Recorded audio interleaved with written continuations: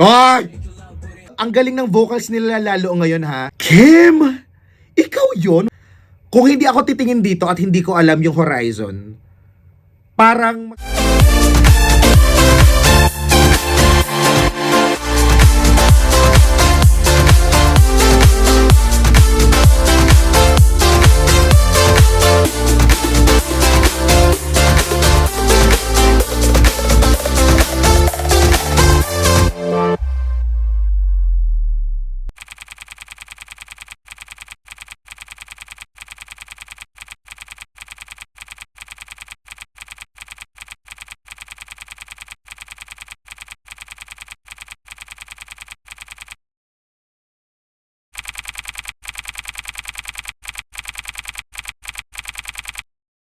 Hi, it's Johnny Beriani again and welcome back to our channel dito sa JBTV. Ako ngayon napapakinggan mo, of course, lagi dito sa Tag Pack Up na radio show. Kasama ko si Maria Maldita dyan. Araw-araw, weekdays from 4 to 9 p.m. dito sa Tag 91.1 sa Dubai, United Arab Emirates. Bulol-bulol na ako, sorry, kasi ang dami kong nirecord na mga bagay-bagay dito. So ngayon, gagawin natin itong nire-request ng isa nga namang nag-comment sa ating video sa TikTok.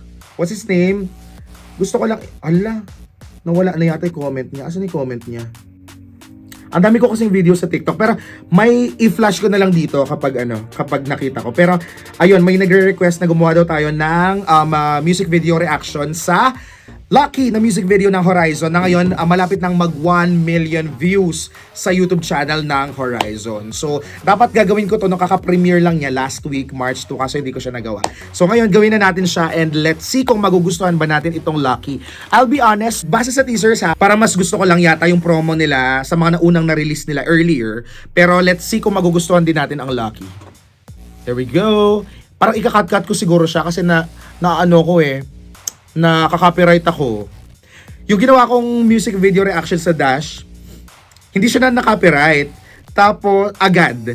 Tapos parang after, mag 1 year na ba yun? Huli ko palang ginawa sa Horizon ay yung 16, di ba, na music video reaction. 7 months ago na pala siya, no? Tagal na pala nun. Nag-lovey-dovey din tayo, tsaka Salamat and Dash. Uy, mag 1 year na, yung sa Dash. Mag 1 year na. Diba? So, yan, gawa ulit tayo ng music video reaction ngayon. This time, panoorin na natin ang, ayun, mag-1 year na siya. Tapos, naka-receive lang ako parang last month na naka-copyright siya. So, siguro, try kong medyo i-cut ng konti. Kasi, malakas yung yung pag-absorb ng dito ng music. So, de-detect pa rin yung music.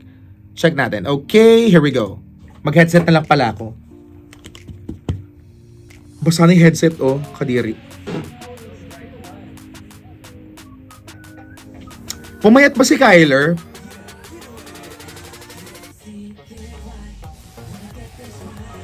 Ito yung sinasabi kong pumunta sila dyan sa may Namsan Tower. Kasi, di ba ito mga members, mga fans sila. Nakalimutan ko kung sino na nga fan ni Lee Min-ho. I think si Winston yung fan ni Lee Min-ho eh. Diba? Si Winston yun yung fan ni Lee Min-ho, diba? Sabi ko pumunta sila dyan, doon sa interview natin with them. Sabi ko pumunta sila sa, kapag nag-Namsan Tower sila, baba sila, tapos nandun kasi yung house ni Lee Min-ho sa Legend of the Blue Sea. I'm not sure kung ginawa nila. Pero, nakakatuwa kasi na sila, very comfortable na sa Korea, diba?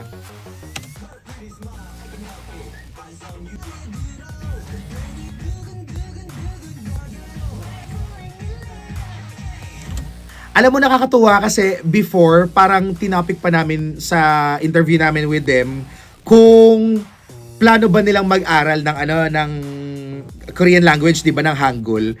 Tapos ngayon kung papakinggan mo yung yung enunciation nila, pronunciation nila sa mga Korean words, kung hindi ako titingin dito at hindi ko alam yung Horizon, parang masasabi kong Korean group talaga yung kumakanta.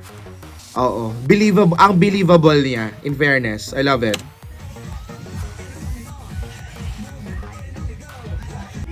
Ang lakas ng dating ni Kyler, no?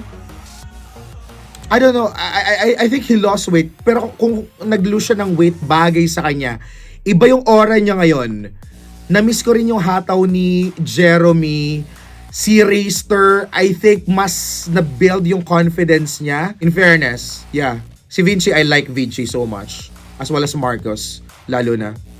Si Kim din yung confidence niya. Feel ko mas, mas confident na sila ngayon.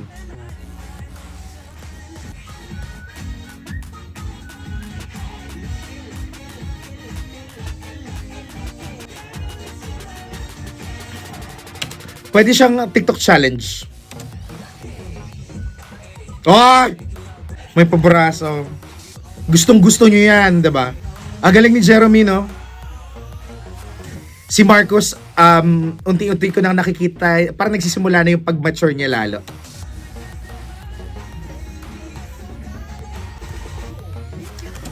Kim! Ikaw yon? Wait, I have to play it again.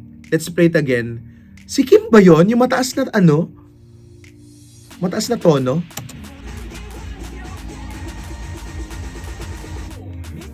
Siya nga! Nice. Love it.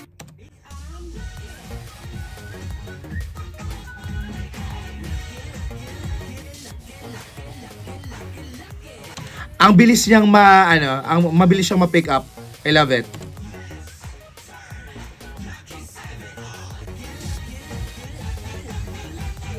Gusto ko yung styling sa kanila ngayon. Gusto ko yung style nila dito. Gusto ko yung pagkaka-style sa kanila dito, in fairness. Love the transition. Ang ganda na ng nila, ang galing nila lalo, ang galing ng vocals nila lalo ngayon, ha.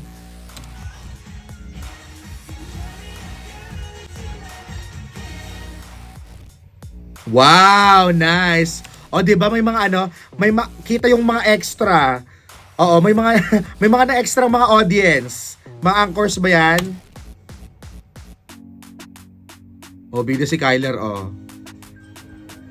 Siya kasi yung host eh. Nag-perform na ba sila dyan sa venue na yan? Yeah, in fairness, maganda siya. Akala ko madidisappoint ako kasi I'll be honest, yung napapakinggan kong parang mga teasers niya, parang hindi ko bet yung tune.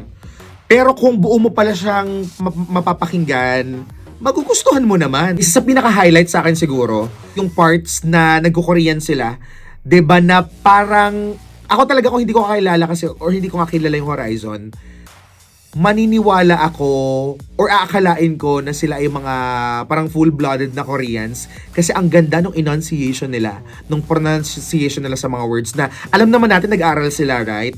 Pero dito mo makikita talaga yung resulta, magandang resulta na pinag-aralan talaga nila yung language at the same time. Basta tayo ng ibang comments. Thank you sa lahat ng pumunta at nanood sa Horizon. Napaka-lucky nyo po. Yes, lucky talaga kayo kasi nakita kayo or nasingit kayo sa music video. Diba, nasingit sila sa music video. I'm here before the music bank. Sino nandito while waiting? Yes, balita nga natin. Ninote ko yun eh. Where is it? Pinerform nila tong Lucky, diba, sa music bank nitong Friday, kicking off promotion sa South Korean music shows, 'di ba? Nakakatuwa kasi yung mga sikat na parang music shows na to, 'di ba? Dati pinapanood lang natin, tayong mga Pinoys back in the Philippines, 'di ba? Tapos ngayon may representative tayo na nagpe-perform diyan. Sana maraming K-nets yung mag-cheer sa kanila bukas, manifesting. Anchors lahat pumunta sa Wishbus, mag-stream na kayo dito. Sobrang dami nyo pa naman doon. O yan. Pinagalitan na kayo ni Mandy. Ayan. Worth it siyang stream. Promise. Nung una lang talaga, akala ko hindi ko siya trip. Pero nabawi siya. 'Di ba? Nabawi siya nung pinanood mo na as a whole. Kaya nga, ito yung parang perfect example na sabi nilang, yung sinasabi lagi, yung cliche na kasabihan, na don't judge the book by its cover. 'Di ba? So, perfect example to. Kung magiging solid lang talaga ang fandom na to, sigurado akong sisikat itong Horizon. Mark my words. Sabi ni MK Taga. Kumusta ang Horizon sa Korea? Actually, hindi ako ganong babad na sa socials eh. Lalo na sa X, hindi ako ganong babad sa X. May isang taon na yata or mahigit, no?